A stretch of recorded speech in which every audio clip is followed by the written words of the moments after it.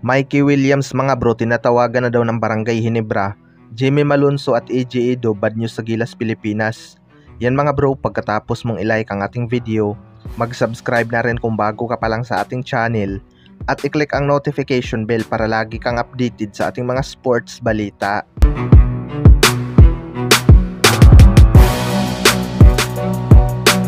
So nilinaw na nga ni Coach Timcon mga bro na hindi makakalaro para sa Gilas Pilipinas sina Jimmy Malonzo at AJ Edo dahil sa injury.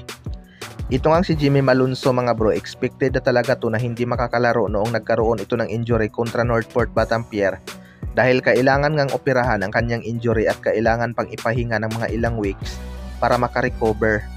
Si AJ Edo naman mga bro, malaking kawalan talaga ito sa depensa ng Gilas Pilipinas. Kung matatandaan natin noong World Cup, ito lang talaga ang may kakayanang makasabay sa mga big man na mabibilis gaya ni Karl Anthony Towns. Malaking bagay sana ito sa depensa ng mga big man sa kalaban ng Gilas Pilipinas. Pero andyan pa naman sina Japet Aguilar na isang veterano at kaya ding makasabay sa mga big man, pero iba pa rin talaga ang haba at bilis ni AJ Edo kumpara kay Japet Aguilar. Isa pa, may edad na rin itong si Japet Aguilar mga bro at mabilis nang mapagod. Kaya abangan na lang natin kung ano ang magiging adjustment ni Coach Timcon sa pagkawala ni AJ Edo sa lineup.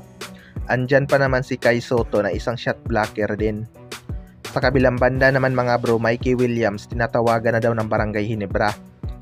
Matapos ngang mabigo sa Philippine Cup ang Barangay Ginebra, gagawa na nga sila ng paraan para makabounce back next season mga bro.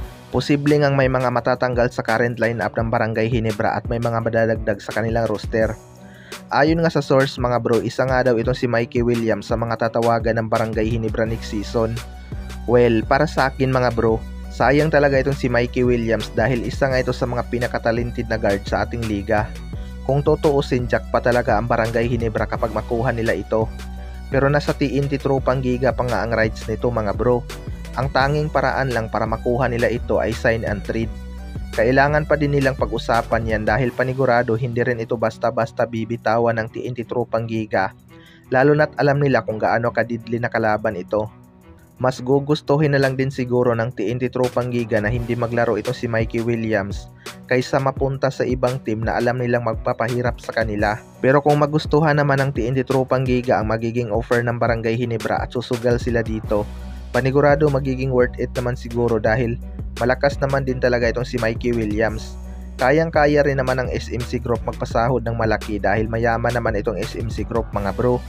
Deserve din naman siguro ni Mikey Williams magdemand ng malaking sahod lalo na't nabigyan niya agad ang 2 championship ang TNT Tropang Giga. Diba? Kayo mga bro, ano masasabi niyo tungkol dito?